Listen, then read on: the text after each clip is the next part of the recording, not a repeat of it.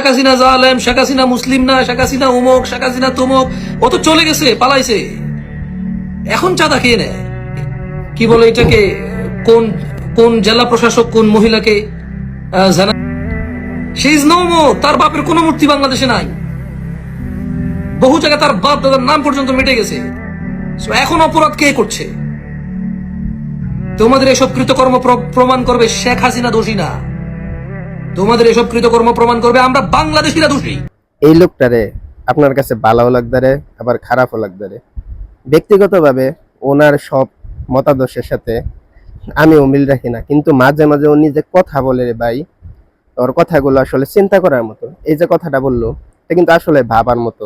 আসলে শেখ হাসিনা, খালেদা জিয়া, তারেক জিয়া, শেখ মুজিবুর, জিয়াউর রহমান কেউ আসলে দোষী না। দোষী হইলো আমাদের দেশের সিস্টেমটা।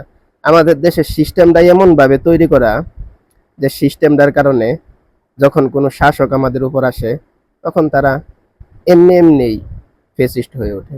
এবং বাংলাদেশের ইতিহাসে, বাংলাদেশ যখন বাংলাদেশ ছিল না, পাকিস্তান ছিল, যখন পাকিস্তান বাংলাদেশ উভয় ছিল না, ভারত ছিল, তখনও এই ভূমিতে কেউ এত অপমানিত হয় না। কিলোমিটারে মাপো, ইংরেজরা পর্যন্ত এত অপমানিত হয়ে এই ভারত ত্যাগ করেনি, এই উপমহাদেশ ত্যাগ করেনি। ইংরেজরা যারা শোষণ করেছে কোটি কোটি মানুষকে, যারা লুট করেছে এদেশের সমস্ত সম্পদ,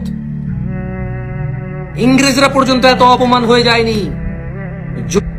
যতটা অপমান শেখ হাসিনা হয়েছে। তার মধ্যে তার বাপ, লাইট জ্বলে তার বাপ, জন্মদিনে তার বাপ, মৃত্যুদিনে তার বাপ, গরু জবাইতে তার বাপ, বাপ বাপ বাপ বাপ, সে আর তার বাপ উভয় চলে গেছে। এখন চাঁদা নেয় কে? এখন কেন ওই 14 বছরের 18 বছরের মেয়ে জানাবে বিচার না করার প্রেসার ফিল করবে? তাকে কে প্রেসারাইজ করতেছে? কে সে নেতা? শেখ হাসিনা তো নাই, ওবায়দুল কাদের তো নাই, শেখ মুজিব তো বহু আগে মারা গিয়েছে। কেন এখন সে ফিল করবে নেতার প্রেসার? এখন কেন? এখন কারা জুয়ারিকে আশ্রয় দেয়? এখন চাঁদা কে নিচ্ছে? ভ্যানওয়ালা টাকা দিচ্ছে ও কোন দলের? রিক্সাওয়ালা টাকা দিচ্ছে ও কোন দলের? ফুটপাতের সামনে দোকানদার টাকা দিচ্ছে ও কোন দলের?